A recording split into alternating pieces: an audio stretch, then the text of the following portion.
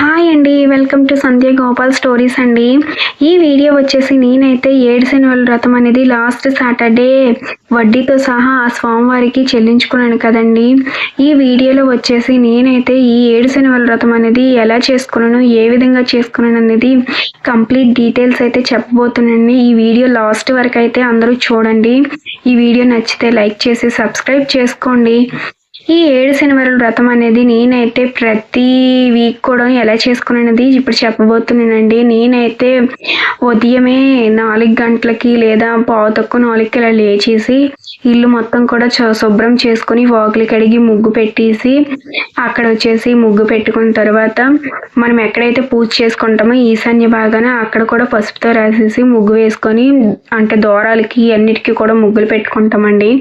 Next వచ్చేసి నేనైతే లెగ్గానే స్నానం చేసిన తర్వాత పిండి ప్రమిదల కోసం అనేసి బియ్యం నానబెట్టేసి అవన్నమాట నానబెట్టేసి ఆరబెడతాను అనమాట. అయిన తర్వాత వచ్చేసి పూజా పీఠం అనేది రెడీ చేసుకుంటానండి. పూజా పీఠం ఎలాగంటే పీటకు వచ్చేసి పీట అంతా కూడా శుభ్రం చేసుకొని పసుపుతో రాసేసి బొట్లు పెట్టుకొని ఆ పూజా పీఠం పైన పసుపు రంగు వస్త్రం వేసేసి బియ్యం పోసి పసుపు కుంకుమ అక్షంతలు వేసి ఆ వెంకటేశ్వర స్వామి పటం అనేది పెట్టుకుంటామండి. తర్వాత వచ్చేసి పిండి ప్రమిదలు అనేది బాగా బియ్యం ఆరిన తర్వాత పిండి ప్రమిదలు రెడీ చేసుకుంటామండి. పిండి ప్రమిదలు రెడీ ఎలా చేసుకుంటామంటే బియ్యం పిండి, బెల్లం, పాలు, నెయ్యి, అరటిపండు కలిపేసి ముద్దగా చేసుకొని పిండి ప్రమిదల్లా చేసుకుంటామండి. ఆ పిండి ప్రమిదలు వచ్చేసి గోవిందనామాలు పెట్టుకొని బొట్లు పెట్టుకుంటాం అనమాట. దాంట్లోకి వచ్చేసి 7 ఒత్తులు ఒక ఒత్తిగా చేసేసి నేనైతే ఆ పిండి ప్రమిదల్లోకి ఆ ఒత్తిని పెట్టుకుంటానండి. ప్రతి వీక్ కూడా నేను 7 పిండి ప్రమిదలు పెట్టుకుంటాను. అదేవిధంగా 7 ఒత్తులు కూడా పెట్టుకుంటాను అనమాట. ఒక ఒత్తు 7 ఒత్తులుగా చేసేసి అలా పెట్టుకుంటానండి. నెక్స్ట్ వచ్చేసి ప్రతి వీక్ కూడా నేను తులసి మాల అనేది ప్రిపేర్ చేసుకుంటానండి. మాకు దగ్గరలో తులసి దళాలు దొరుకుతాయి అనమాట. నెక్స్ట్ ఈ ప్రతి వీక్ కూడా నువ్వుల నూనెతో అయితే నేను పూజిస్తాను అనమాట. నువ్వులోనే పెట్టాలన్నమాట, చాలా మంచిది. కొందరు ఆవు నెయ్యితో పెట్టుకుంటారు, మంచిదేనండి. నెక్స్ట్ ఆ పిండి ప్రమిదల కిందన వచ్చేసి తమలపాకులకి ఆ చందనం బొట్లు పెట్టుకొని అలా ఆ విధంగా అయితే నేనైతే పెట్టుకుంటానండి. నెక్స్ట్ ఇటు అటు దివదండలు పెట్టుకుంటాను.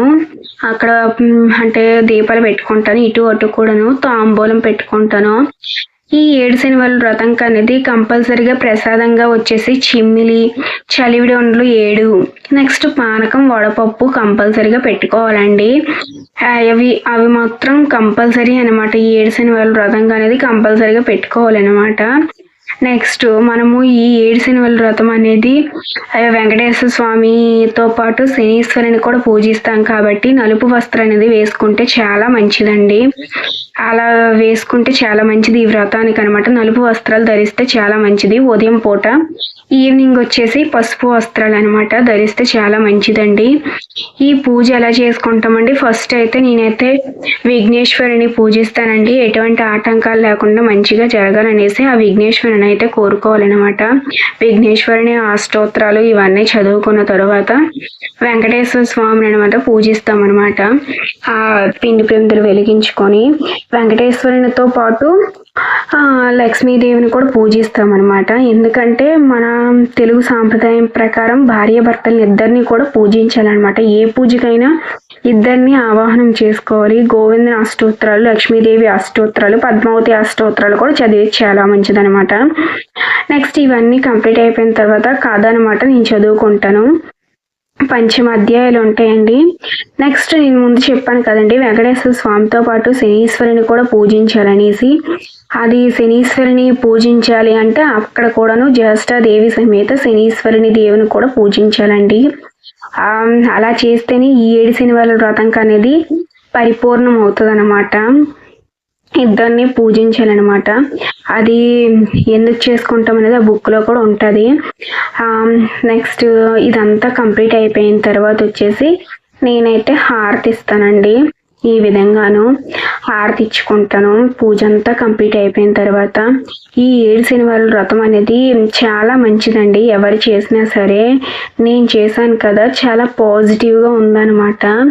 ఎంత బాగుంటుందంటే అంత బాగుంటుంది అనమాట. ప్రతి సాటర్డే కూడా చాలా మంచిగా అనిపించింది. లాస్ట్ సాటర్డే వచ్చేసరికి ఈ సాటర్డే అయిపోతుందా అనేసి నాకైతే అనిపించిందండి. అంత బాగుందనమాట. ఇంకా చేసుకోవాలనిపించింది. ఈ పూజ అయితే చాలా బాగా జరిగిందండి. నాకైతే ఆ వెంకటేశ్వర స్వామి దయ వల్లను. నెక్స్ట్ ఇదంతా కంప్లీట్ అయిపోయిన తర్వాత ఈవినింగ్ వచ్చేసి మా ఇంటికి అనమాట లక్కీగా తెల్లావు నల్లావు వచ్చిందనమాట. నేను నల్లావుకి ఆ చిమ్మిలి ప్రసాదాన్ని పెట్టుకున్నానండి. బుక్లో కూడా ఉంటుంది, నల్లావుకి నల్ల కాకి కానీ నల్ల చీమలకు కానీ పెట్టుకోవాలి. తెల్లావుకి కూడా ప్రసాదం పెట్టుకున్నానండి. ఈ విధంగా అయితే నా పూజ కంప్లీట్ అయింది. నెక్స్ట్ ఈవినింగ్ వచ్చేసి పరమాన్నము పులిహోర నైవేద్యంగా పెట్టుకున్నాను. తులసి దళాలతో పూజించుకున్నానండి. ఆ స్వామివారిని ఈవినింగ్ కూడా పూజించుకున్నాను. ఇంతేనండి ఈ ఏడుశనివాల వ్రతం అనేది నేనైతే ఈ విధంగా చేసుకున్నానండి. ఈ వీడియో కానీ మీకు నచ్చితే లైక్ చేసి సబ్స్క్రైబ్ చేసుకోండి. ఈ ఏడుశనివాల వ్రతం అనేది నాకైతే చాలా బాగా జరిగిందండి.